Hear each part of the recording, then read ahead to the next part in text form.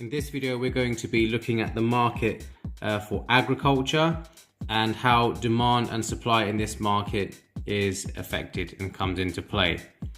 So first of all, agricultural products, okay, they are also known as commodities, okay, and commodities are defined as goods that are homogeneous in nature, okay. So what it means is that goods of the same type can be swapped for other goods, okay, and people will not really be able to tell a difference between them. So for an example of that, let's say for example a cabbage,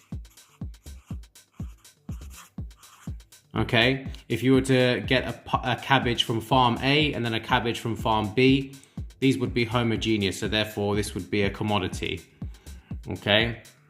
So an unstable market is a case in agriculture, okay? And the reason for that is because agricultural markets are severely affected by bad weather conditions and disease, and this can have a major impact on the market. So here it would be a diagram that you would draw here.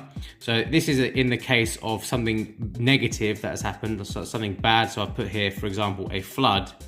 And as you can see, the supply curve will shift to the left, and this causes the price to increase from P0 to P1 and the quantity to fall, okay? And then in this case over here, we have a bumper crop example. So a bumper crop is basically an unexpected good harvest that no one knew was going to happen, okay? So some years you might have a really good harvest, supply shifts to the right, okay, and what will happen is prices will fall from P0 to P1, and often case this is actually not very good for farmers when the price falls so much, because it can actually decrease the revenues that they get, because they have to decrease their prices a lot to get rid of all their excess stock, okay.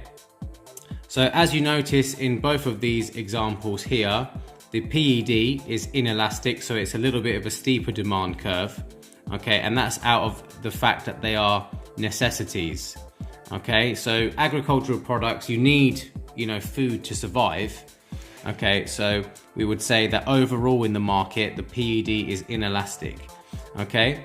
So the fact that we have this unstable market, and it will mean that we have unstable prices. So some years we'll have prices going up, some years we'll have prices going down, and what it can lead to as a result, it's bad for the economy, because it can lead to relative poverty, where people can't afford food and they're sacrificing other opportunities for that, and a lack of nutrition as well. It can also affect the farmer's income. So as it will affect their income, it can affect their investment choices as well, because obviously if the market is unstable, you don't really know what your return on your investment is going to be in general.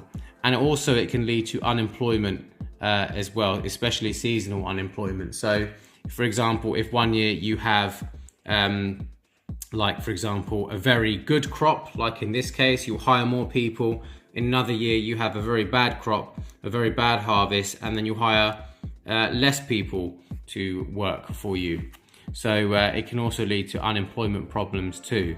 And this here, one of the main things that governments can do to help correct these market failures in the agricultural market is by using a buffer stock scheme, okay? And there will be a separate video on this in the future, so please check this one out. But this is what governments can use to try and correct the unstable prices that are often case in this market for agriculture. Okay, so the other thing to notice as well in this market is that because we're talking about like the market for commodities, food and that, income, YED, okay, is going to be income inelastic, okay. So as people get richer, let's say as for example, as the countries get richer, people only buy enough food to survive in general. So we'd say that it's inelastic, because just because people earn more income, it doesn't mean they're going to buy more and more and more and more food, okay. So however, you could say that in some markets YED is elastic and it's a normal good, it's positive, because you know, some people, you might switch from for example, buying, you know, steak instead of beef mince, or freshly squeezed juice instead of, you know, fruit squash or something like that. Okay, so the more income a country earns, their taste tends to go towards fresh produce and higher quality food. So you can say that as well.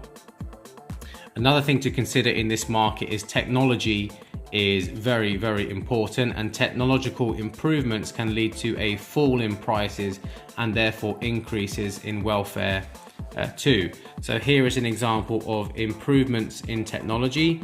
So this could be farming technology has improved, so the farmers are able to get a better yield from their harvest each year.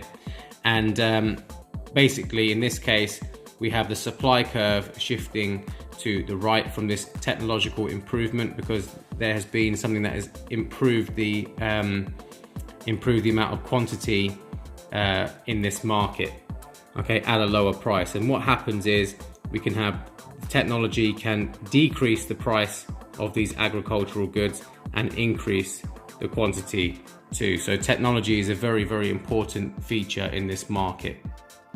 Anyway, I hope this made sense, and any questions, please leave them down below.